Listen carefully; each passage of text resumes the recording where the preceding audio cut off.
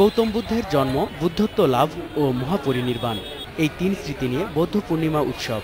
ধর্মীয় ভাব গাম্ভীর্য আর যথাযথ মর্যাদায় দিনটিকে স্মরণ করছে বৌদ্ধ সম্প্রদায়। সকাল থেকেই চট্টগ্রামের নন্দনকানন বৌদ্ধবিহার, দেবপাহাড় পূর্ণচার আন্তর্জাতিক বৌদ্ধবিহার, মোগলটুলি সহ অন্য বিহারগুলোতে চলে নানা আনুষ্ঠানিকতা। প্রতিটি মন্দিরেই চলছে দেশ ও সকল প্রাণীর মঙ্গল কামনায় বিশেষ প্রার্থনা। বান্দরবনের বৌদ্ধ মন্দিরগুলো সাজানো হয়েছে বর্ণিল সাজে। ভক্ত অনুসারীদের পদচারণায় মুখর বিভিন্ন উপাসনালয়। প্রার্থনা, গুরুভক্তি, ভান্তেদের খাবার দান, প্রদীপ প্রজ্বলন সহ নানা আয়োজনে শ্রদ্ধাভরে পালিত হচ্ছে দিনটি।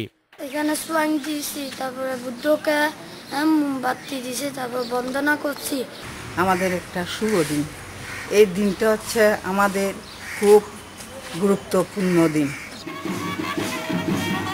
রাঙামাটিতে বৌদ্ধ ধাতুসহ ধর্মীয় শোভাযাত্রা করেছে বৌদ্ধ ধর্মাবলম্বীরা। রাজবন বিহারের মাঠে হয় সংঘদান, অষ্টপরিষ্কার দান ও ধর্মসভা। পরে হয় প্রদীপ প্রজ্বালন এবং ফানুস উড়ানো উৎসব। রাত্রে বৈশাখী পূর্ণিমা আর কি চতুর্দশী আগামীকাল হলে মানে পূর্ণিমা হবে।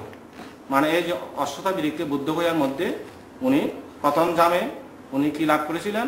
জারিশ্বর জ্ঞান, মানে শত শত জন্ম। খাগড়াছড়ির দিঘিনালার সাধনা টিলা বনবিহারে ধর্মীয় শোভাযাত্রা সহ বিভিন্ন অনুষ্ঠানের মধ্য দিয়ে পালিত হচ্ছে বৈশাখী পূর্ণিমা। এসব অনুষ্ঠানে অংশ নেয় বিপুল সংখ্যক নারী পুরুষ। ঢাকার সাভার ও ধামরাইয়ে আলোচনা সভা, প্রার্থনা, কেক কাটা সহ নানা আয়োজনে পালিত হচ্ছে দিবসটি। এছাড়া সিলেটের আখালিয়া বৌদ্ধবিহারও সেজেছে অপরূপ সাজে। এখানে সমবেত প্রার্থনার পর হয় ভিক্ষু সংঘের পিণ্ডদান। নজরুল ইসলাম তমাল, ইন্ডিপেন্ডেন্ট নিউজ।